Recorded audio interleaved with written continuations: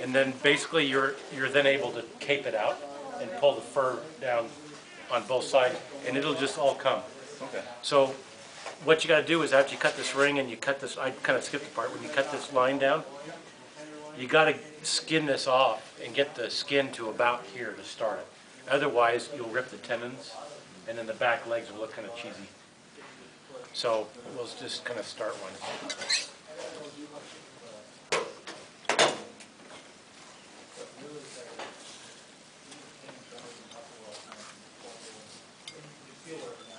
So you just find and the back legs actually come apart real easy. So you got to be a little gentle. And if you use that knife kind of pointing away from the meat and towards the skin and keep tension on it, it's pretty easy. Okay, so there's the front. Someone wants to work over here on to take the jowl meat out? There is some hot water here, but he was kind of using that. You feel like they need to be dipped again? Yeah. Jowl meat. There we go. Straight down. Got to be real careful not to get aggressive with the knife, with the tip, because if you puncture its colon, then you're into shit. Yeah, seen that shit. Yeah.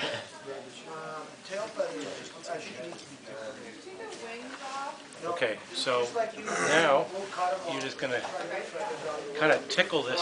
Up here it's kind of tough because it's real easy to cut that tendon, and then that meat will come off the bone. It'll be like a Frenched bone, which is kind of neat. If you actually, if you, in your end cut, when you're all broken down, they French up really cool. But try not to do it beforehand. So it's a little bit of a finicky, it's kind of a finicky thing at the beginning, just to,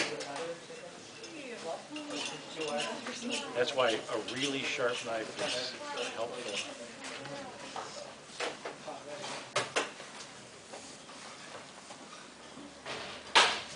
Okay, so that's looking pretty good.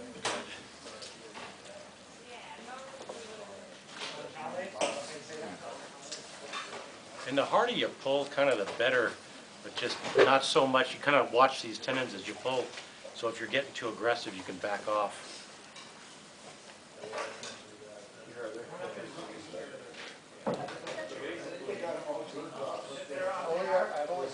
Okay. I would assume that they are covered.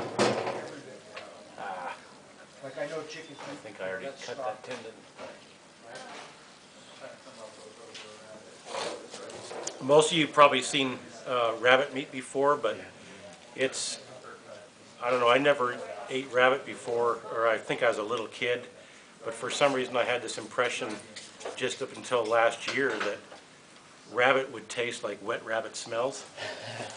Which is not pretty. And it's just amazing how translucent the meat is and how much more delicate than chicken it is.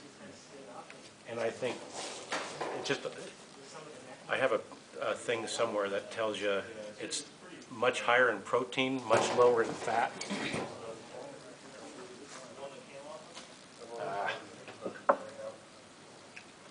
Not that much meat though. Hold the tendon up, whatever. And it all depends what breed of rabbit. These are all New Zealand, Californians. This is a New Zealand white, and that's a Californian. Okay. Yeah, I see that.